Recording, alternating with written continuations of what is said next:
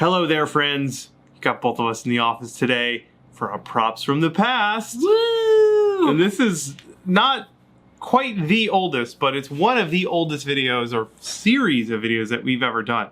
All of these videos came out 8 years ago, almost exactly 8 years ago. It's 10 videos, starting on February 6th, 2013. That's when the first one came out. And then I put one out almost every single day for the next 10 days. The 8th, the 10th, 11th, 12th, 13th, 14th, 15th, 16th, 17th. That's how rapidly I put all these out. They're very short, though. Yeah, but there's a lot of them. This is Risty, the character from Queen's Blade, I think. Is that Sure. right? I haven't seen it. I don't remember. I haven't seen it either. I was commissioned by Jessica Nigri to build this for a costume. She never ended up making the costume, but I made the shield and Mace.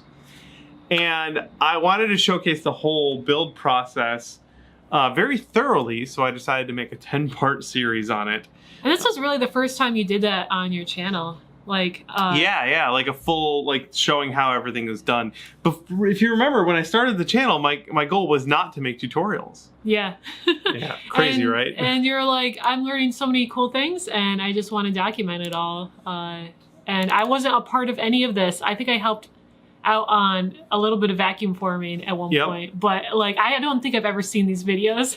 That's exciting. All right, so we're going to do the first part of the build, the first 5 videos of the build today, and we'll do the second part in another week or 2 for you guys. So why don't we dive right in, because we have 5 videos to watch. All right.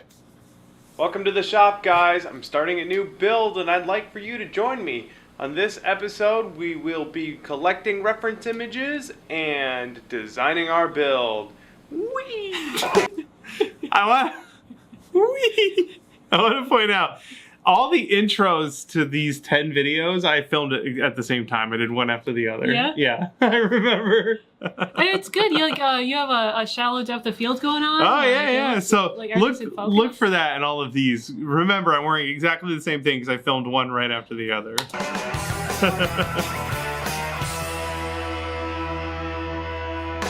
Yeah. Hey everyone, I'm standing over here from Punished Props.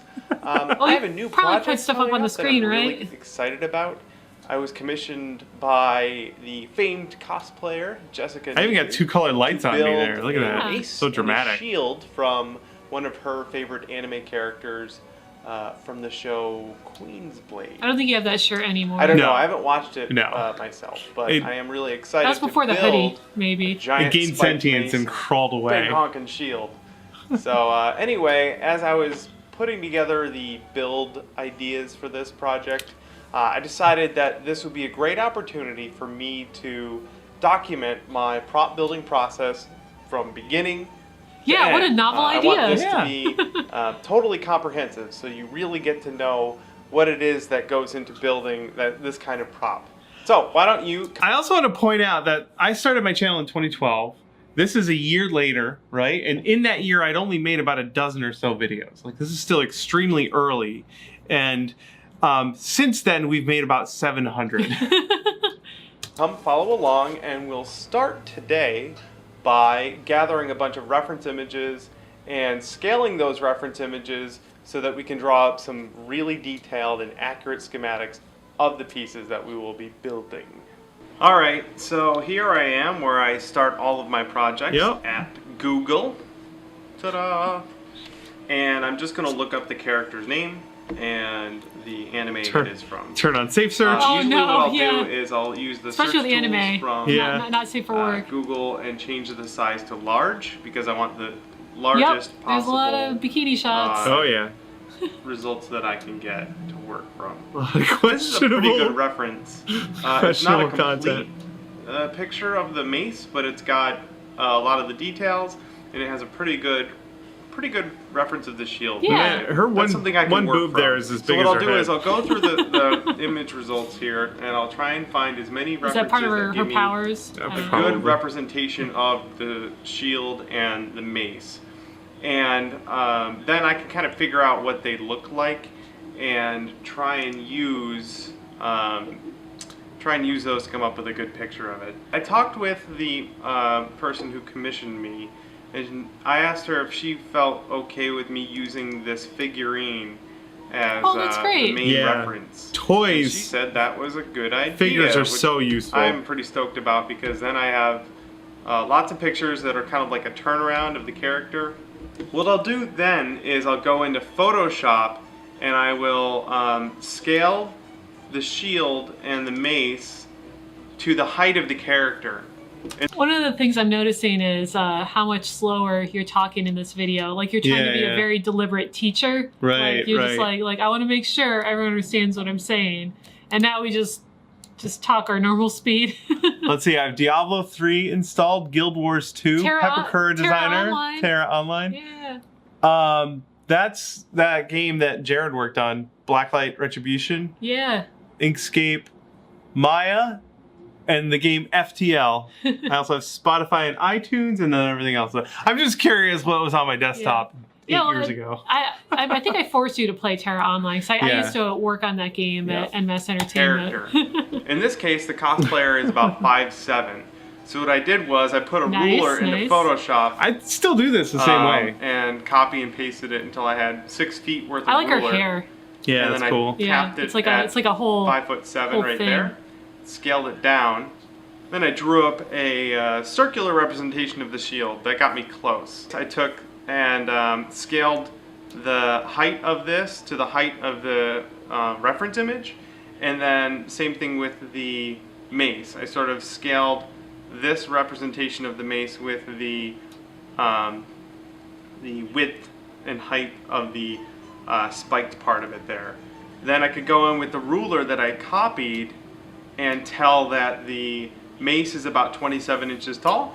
I still do that all the time. I'll take a picture of a ruler and put it in Photoshop and then use that to measure stuff. Do you remember when you learned to do that? Or how?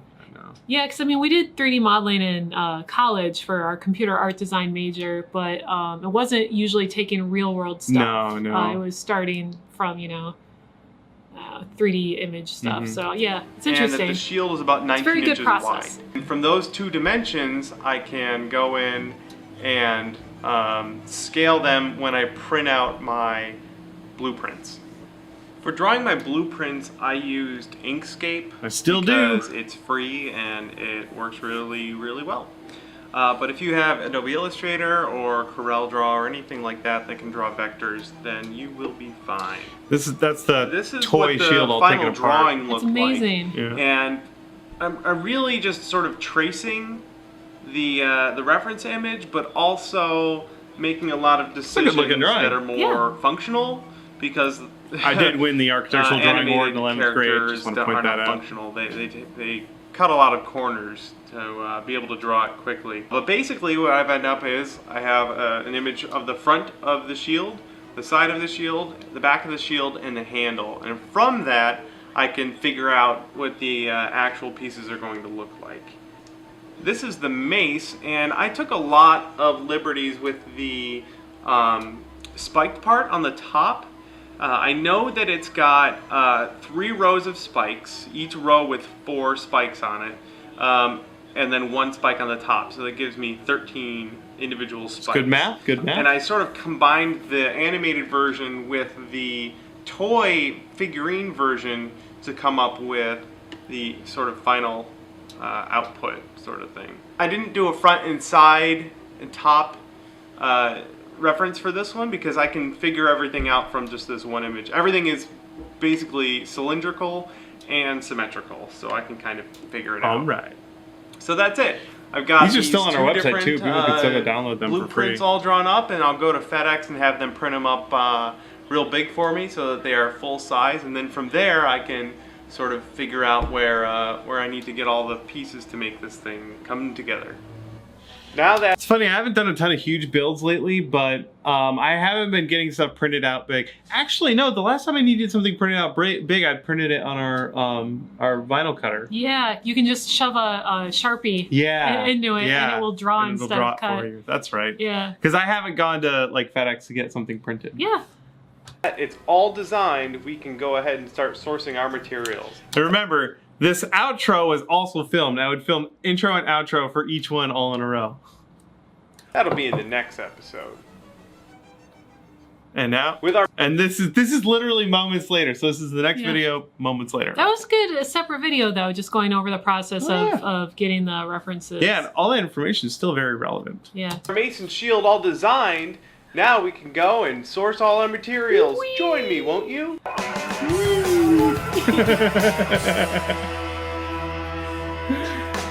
So, I went ahead and I printed all of the vector designs out really big. There is I went no to light in that Kinko's basement. And I had them printed out. From here, what I can do is, if I want, so for example with these shield pieces, I'll end up cutting these out and tracing you were them working onto in the dark. materials that I One want light. to use to build it. So in this case, I've got a bunch of materials here that I might use. Did that ruler ever look new? No. That was our first- I still have it, and it's all this screwed is up. probably what I will use for most of the like structural warped in one elements spot. of this Yeah, shield. you can't use it to The draw backing, straight lines. all of these planks probably be done in MDF, and then attached to the one big 19-inch diameter solid backing. It's gonna be All heavy. of that will have. It was pretty heavy, Where yeah. these This was holes are before the are foam where days. The nuts and bolts will go to hold Now- it together. When I Some got of that these printed, I pieces are pretty had them lucky. print For 2 example, the copies. It was handle really that cheap, it was I've like got designed up $7. here.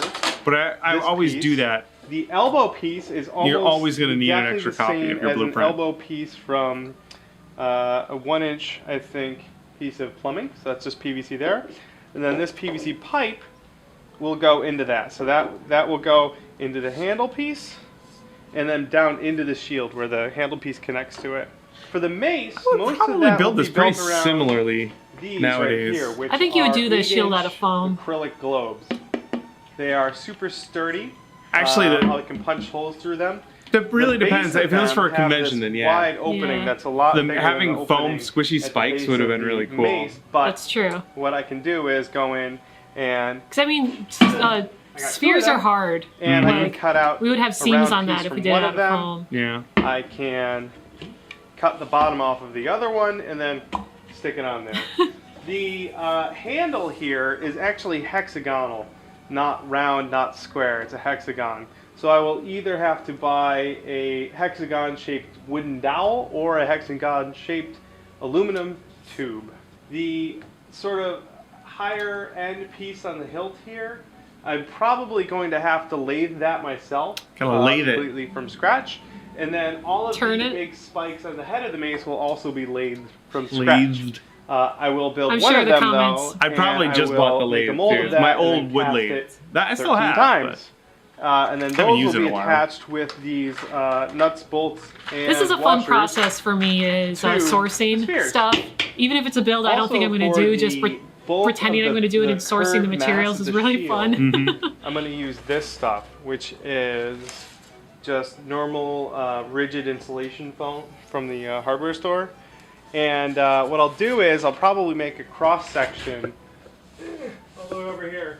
A cross section shaped kind of like in a T, and I'll put quarters of this foam in there, and then sand it down to the right shape, and then I'll cover that with some polyurethane resin, a couple layers of that to give it sort of a rigid skin that can then be sanded and filled. we could still do and that now, but we made probably nice use and Epsilon. smooth. And then I can add an these epoxy. detail pieces, these cross detail pieces. But in the urethane works circle. too. Those can be added on top of that using something like PVC, or I can sculpt it on with something along those lines. That is about it for Yeah. sourcing all the materials and the design for Risty's mace and shield. Since we've got all our materials collected, Very we can good. start building. In the next episode, we'll build some mace spikes. How about it? Yeah, I am. The light died. That's just how the video ends. That's great. That's really Can I good. go back one? Let me. With our mace and Yeah, Let's do that. I want to see that again. The light just died on me. we'll build some mace spikes. How about it? That's just the end of the video. That's the kind of humor I like, though. That was really good. No explanation. It just ends. Hey, welcome back to the shop. This episode Now we'll I be have building less some light. mace spikes. Can't stop and fix it. No. The first thing I want to tackle are those spikes. Oh, wow. I know I'm going to have to make Still a bunch using of them, urethane so I want to from make a mold tap. of them. And That's, because I mean, they're that's cylindrical, well I'll before we use had my a lathe local right here to Reynolds build Advanced Yeah, yeah. Materials. Instead of starting from something like a cylinder or a solid block, I found that this funnel is just slightly bigger than the spikes. So what I'll do is I'll fill this with some of this plastic resin, and hopefully, fingers crossed, I can peel this off afterwards, and I'll have a shape that's pretty close to the final shape. This makes a lot of sense. If I was going to do this now, I would use urethane foam because I have a bunch of it. Mm-hmm. But if you need to turn something of a specific shape, just casting a close but slightly larger form out of urethane resin works great because this stuff turns really well. If you have a pressure pot, which I did not at the time, I recommend using it. Otherwise, you'll have a ton of tiny little bubbles in it, which I probably did on this one and had to deal with. But yeah, this is still a super useful technique for getting blanks for turning on a lathe. So, for this, I will be using a funnel that I've plugged up on one end with a bolt and some clay. I got some mold release in here. I'm hoping that this helps later on to get the resin out. Oh, it's toxic. Then what I'll do is I'll mix up these 2 parts of resin here. I'm using tap plastic. Wow, that container of yellow tint looks so new. I know, right? We probably still have it. It probably looks really gross. It's like the older label style. My mixing cup. And I'm going to pour a little bit of tint in there because I have it. And it'll look cool if it's yellow, right? Of course. Side A with the tint. Side B. Normally I would have now tinted side B. I don't know why I time is did of it the the other essence. way. It's probably before you realized that the side B was more viscous. Yeah. Oh, we're going to time lapse this? Going from liquid to a Oh, look at it kick. You can see all the tiny bubbles in there, too. Jam. Yeah. Sweet. That's real time, too. All right, the resin has cured. Safety first, because I will be digging at this with a sharp knife. But let's see if I can liberate this. I like the era of classical music in the background. Yeah, yeah. Sort of. It was. For your videos. It's royalty free, so. Before the days where you Really could easily find. I mean, this might have been before the days YouTube had an option for music. Oh yeah, I wonder Basically, when that started. From the bolt on the bottom. Ta-da! All right, well, I'm gonna let this cure. That worked really well. You can still see some smoke or steam coming off of it, but I'll let that cure for a bit and then get it ready for the lathe. I've got my piece here now that the resin is fully cured. I put a hole in the center of it there, and in the center on the back. That's really smart. And that like the funnel gave you a good contact point. I've got my drawing here, and this is the basic outline profile shape that I want to get. Again, now 11th this grade is about Architectural 4 inches Drawing on Award. The outside, and Builder I need to get it down to about 3 inches for this. Of course, I drew all my numbers upside down. It should look like that. Safety first. Got my thing here. You know your thing. My thing. This is some of the first. Look how clean that lathe is. This is some of the first turning I did on a lathe. It is now covered in spray paint. Just mash that tool in there. It's dull. Who cares? Just push it in harder. It took me a while before I realized how frequently you have to sharpen crappy lathe tools. I took the Man, that looks so good. Yeah, it turned out okay. And you can see there were a lot of bubbles on it, so I went in and filled those real quickly with some spot putty. And then in the hole, a lot of bubbles. Jeez, it must have kicked really fast. Yeah. Bolt in there so that I can do this. Yeah. So when I need to sand this, because I'm going to prime and sand this a whole bunch of times, I can just do something like hold the spray paint and spray it. Yeah, you like that? And then when I have to sand it, I just hold a piece of paper on it. I could be showing you how to do this with the actual thing, but I've decided not to. Oh, there we go. Oh, look. I even made a little shield to protect my my $20 you don't have Harbor Freight drill. Did that one die? It's dead. I lathed the spike piece right here, And I just put it under a little bit of silicone. This is Rebound 25 silicone from Smooth On. And I'm making a mold of it. So that's the first layer. I'm going to go mix up some more and sling it in there. So this is the mold that I made for the Mace spikes.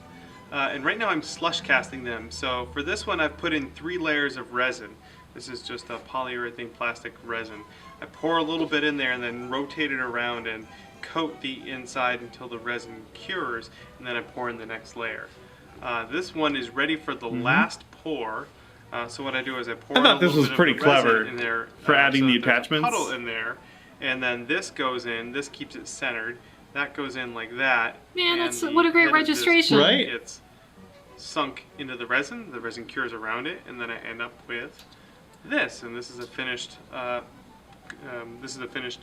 Spike piece, and this will get added to the rest. I'm still extremely proud of how I did that. With all of our spikes built, we're going to have to build something to put them on.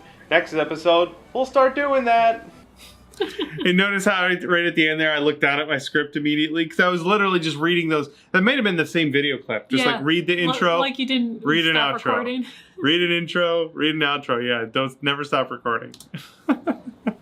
Hey, on this episode, we're going to go ahead and build a mace head to put all those spikes on. Come on in. The water's fine. It does sound like your mic is dying. Yeah. Whatever you're using. I'm just trying to think of clever things to say. What we have here are the 2 plastic globes that I got from Home Depot. These How'd I do that? I'm sure I'll point out what happened to that the hole on that one. Going over a light fixture. That's probably a test to see if you could drill through it. These are exactly the right size that I need for this mace. And the only real issue I have is there's this big hole on the bottom that I'll have to deal with later. It's probably a lot easier to find part of the reason why plastic I got spheres 2 now of these. than I figured I back then. harvest part of one of them to sort of fill in this area down here. This one, I was drilling another screw hole down here, and I went ahead and punched into it with my power drill and cracked this thing wide open. So I know now. Well, that one worked great. That one did. Before that, I should take it easy when I'm drilling these holes. But probably should have used a step bit as well, a step drill bit. Yes. And I don't think I owned any at this point. We probably didn't know what they were. Yeah. I have 2 of these, so long as I don't screw up this one, I'll be okay. I know that the base of the mace spike is 3 inches. So using a piece of foam, I cut out a little template, and I knew that the top one had to be in the center, and that these 4 around the equator needed to be right there on the equator. And from that, I was able to equidistantly spread out this other row of what will be spikes, and from there, able to figure out where I need to punch more holes, and that's where I will... Looks like I have a piece of string tied to the middle there. I bet I was using that string to go around, to wrap around and draw those lines. Yeah, it's pretty clever. Clever guy. The rest of these. Oh, is that a big old bag of sunflower seeds? Or pumpkin seeds. Or pumpkin. So I'll use this cutting bit on this Dremel to sort of saw through there and remove this bottom piece.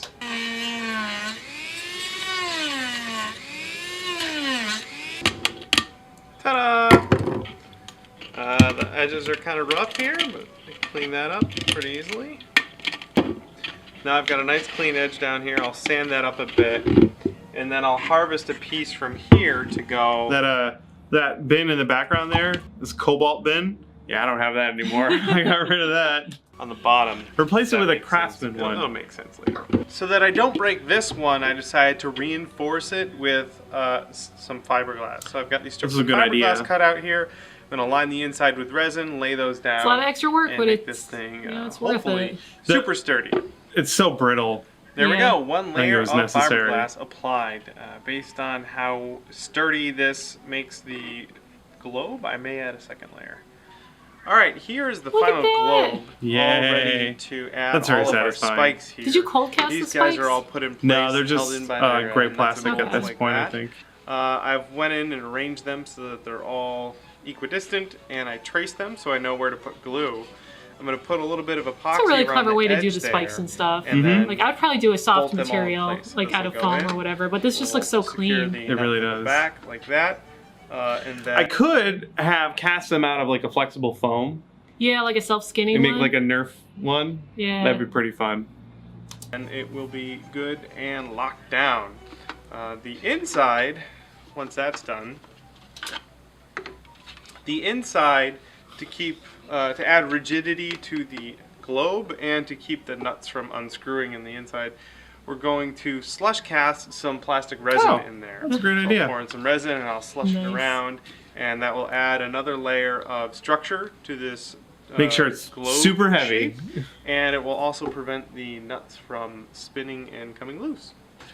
Well, there we go. All of these spikes are now permanently attached. And notice how little of the actual process I showed back then.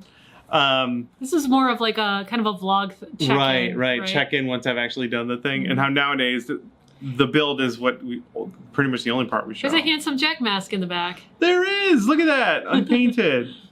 They've both been epoxied around the inside rim and bolted in with these nuts and bolts here. Now you can see the inside is all gray because I've slush cast a couple layers of polyurethane plastic in there. So yeah, this thing is really solid now, and now I can focus my efforts on the rest of it. We made a lot of progress on the Mace. We sure did, Bill. Next episode, I think it's time we start on the shield. Join me, won't you? You like cut off as you were talking. No room for end cards, no breathing room at the end of it, just like done, move on to the next one, cut. Alright, this is the last one we're going to watch today, you guys. This has been a lot of fun.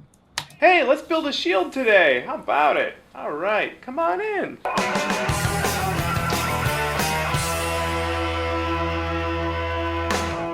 Alright, so I need to cut out a large circle I remember doing for this. the shield that I'm building. Look at that scroll saw getting used. This is a trick that I picked up from my friend Harrison at Vulpin Props.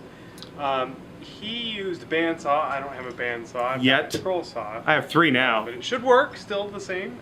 What I've got here. It worked okay. I will say that if you're gonna do this, a bandsaw is far better. It's the reciprocating jumpiness, I imagine, is a problem. That is clamped down to my saw. And the distance between the blade and the nail is half the diameter, or the radius. Thank you, Bill. The thing I have to cut. Is that like an old shelf that you harvested for that? I believe it is an old shelf from my dorm room in college. It'll spin. Love how that clamp is perfectly in the way of the blade. Yep. Cut a circle.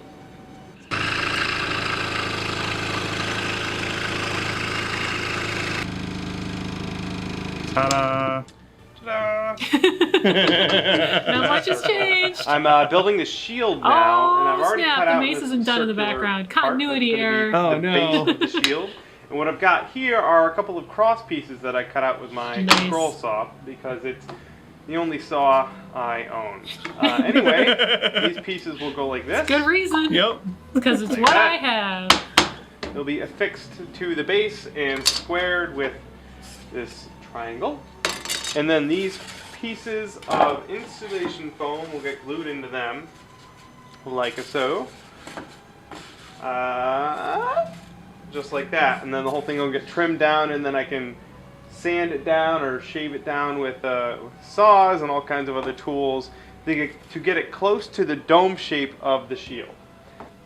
And now we're there. Here's the shield where it stands now. I glued the foam pieces into the cross section there. And then I cut it down. Now I cut it to shape using my coping saw and my scroll saw over there. And I in the convening years, actually, the last time I made a shield, a domed shield, all I'd made was the pattern. Because I believe it was Jessica who was making a shield, and she was like, "Do you have a shield pattern?" And I was like, "No, but I can make one like now." So I made a video for it. Yeah. And that's how I could get this very similar dome shape with that pattern. It's so just cool. A very gentle dome shape, and it would have taken me so much less time than what I did here. Again, if I was making it out of EVA foam. Also did most of the shaping with this rasp. And then I sanded it down just using I have a sanding. This is this red can in the back with a blue tape on it is enamel thinner because I was painting with model enamel paints back then. I don't know why. Yeah, I can see some of the enamel containers. Yeah, up front here. The tiny Model Master ones.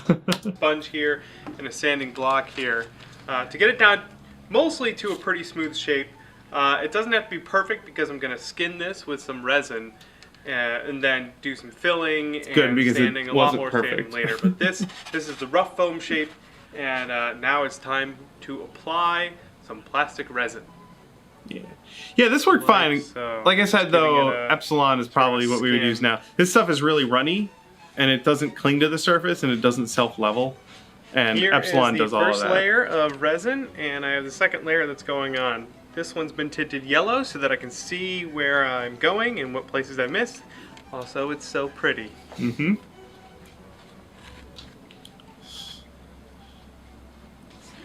All right, here we go. This is three It's like I made layers some of spin resin. art. Yeah. I did a black layer, Like so you're then trying to do yellow some mirror layer, glaze on your sanding, cake. and then I did another Mm. black layer. Now I'm going to sand this, and I'll start filling it. I'll start with some Bondo and fill in all the big gaps. There's some gaps here that need to get filled in there, and I'll smooth it right down and get a nice dome shape. All right, I did the first round of sanding with my hand sander, and it is much smoother now. Anywhere that the yellow is peeking through, that's where it's starting to get a little thin, so I made sure not to dig all the way through that. These spots that are still kind of shiny, that's the low spots. Now I'll go in with my Bondo, and I will fill, blam, all of those in. Giant thing of normal so I get a Bondo. nice round. I was just thinking, so the form I made for this got vacuum formed, and it got kind of ruined when we vacuum formed it, but I might still have it. Oh yeah, it's I think it might it's still be in the basement. Yeah. We'll have to see if we can find it. It was really thin. Yes. I think. And it had a thin layer of plastic covering all the foam, and the heat from the vacuum forming, I think, distorted that. Yeah. But we still have it. Good shape. Here is the first pass of Bondo. I've just been applying it Man, with so this much work putty just to knife get here. a I know. dome. I can tell there's some spots I'll have to redo, but this should get all of the deepest parts. I'll let this cure for another, I don't know, half hour or so, and then I'll give it a good Well, sand. no, I hurt my and then finger I'll there. I got a prime it Band-Aid on. Oh, and no. see where I've missed. So I've got to put an even coat of primer on this thing. I've got my primer and I've got the disc. What I did was I put a tack in the bottom that will keep it levitated a little bit so that I can spin it Ooh. on its axis. Hey, and then I'll this just is spray kind of it, like that spin art I hopefully. was telling you about. We'll see how it goes. All right. No gloves. No, why would I wear gloves? It's so silly. That's adorable, Bill. Look at that. Yay! There we That's go. really cute. It's still going. In the next That's episode, it. we're going to continue work on the shield. Not the TV show, the shield. You know, the one we just worked on. That one. And, oops, in case you might have been confused. All right, that'll wrap it up for the first 5 videos in this series. That was really fun. Wow, we make videos a lot differently than we did back then. Yeah, I think the thing I'm the most impressed with this series is how much thought you put into the build. Mm-hmm. Like the template, the strong, clean fabrication of the mace head and the shield body. Like it all looks very clean. Like it doesn't look rushed. Yeah, well, I mean, this is a big deal. Jessica Nigri reached out to me. Yeah. I didn't know her at the time. We have since met and become buddies. In fact, later that year, She swung by the shop. she came by the shop Yeah, when we filmed yeah. the video together. If we can swing it, I want to do a props from the past with her on that video. If we can make that happen some point in the future. That'd be amazing. I got a reminder of this one because this is quite the build. That is fantastic. I really enjoyed going back. I haven't watched these videos since I made them, I think, and it's something else, isn't it? I imagine this is one of those videos you did, this series, which made you realize that you should film while you're working more. Yeah, because I did start doing that a lot more. Yeah. I over time. It was less talking after you did something. Exactly. And More actually showing it while I was actually. Actually, doing I mean, like at some point you switched to doing voiceover during the build too. Yep. Yeah, it's interesting. Cool. All right. Well, I hope you guys enjoyed that look down memory lane. Thank you very much for hanging out with us, and thank you so much for the support. Couldn't do this without you. You guys are wonderful. Keep it up. We'll see you next week with more ridiculousness from the shop.